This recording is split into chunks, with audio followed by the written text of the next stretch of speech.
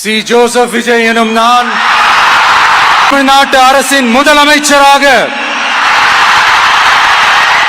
உண்மையாகவும் உளச்சான்றின்படியும் என் கடமைகளை நிறைவேற்றுவேன் என்றும்.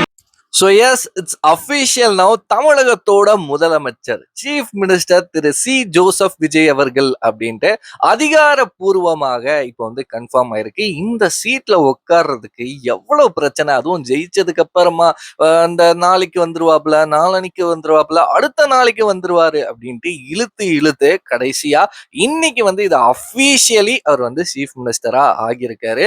அதாவது விஜய் அவர்களோட அந்த பழைய இன்டர்வியூஸ் எல்லாம் இப்போ ட்ரெண்ட் ஆகுது. இதெல்லாம் பார்க்கும்போது தான் தெரியுது விஜய் அவர்களுக்கு வந்து இன்னைக்கு நேத்துக்கு இந்த ஆசை வந்தது கிடையாது.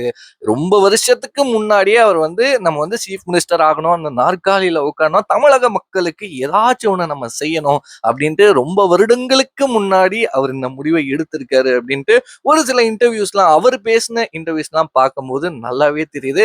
இதுக்கப்புறமா வச்சு இந்த ஸ்டைலிஷ்டான நம்ம சீஃப் மினிஸ்டரை அவரோட வேலையை அவரை பார்க்க விடலாம், நம்மளோட வேலையை பார்க்கலாம். இன்னும் ஒரு சில இன்ஃப்ளூயன்சஸ்லாம் இதுக்கப்புறமா விஜய் அவர்களை தாக்கியோ டிவிக்கில் இருக்கக்கூடிய எல்லாருமே தற்கூரி அப்படின்னு சொல்லியோ வீடியோ போட மாட்டாங்க அப்படின்னு நான் நினைக்கிறேன். பிகாஸ் ஏன்னா அவர் ஜெயிச்சிட்டாரு அப்படின்ற ஒரு காரணமாக இருந்தாலுமே இன்னொரு பக்கம் வந்து ஒரு சில கட்சியில இருந்து அவங்களுக்கு பேமெண்ட் வராது. மாசம் நீங்க இத்தனை வீடியோ போடுங்க, நாங்க இவ்வளவு காசு தரோம், ஒரு வீடியோக்கு இவ்வளவு தரோம் அப்படின்னு மத்த கட்சி வந்து ஃபண்டு கொடுக்க மாட்டாங்க.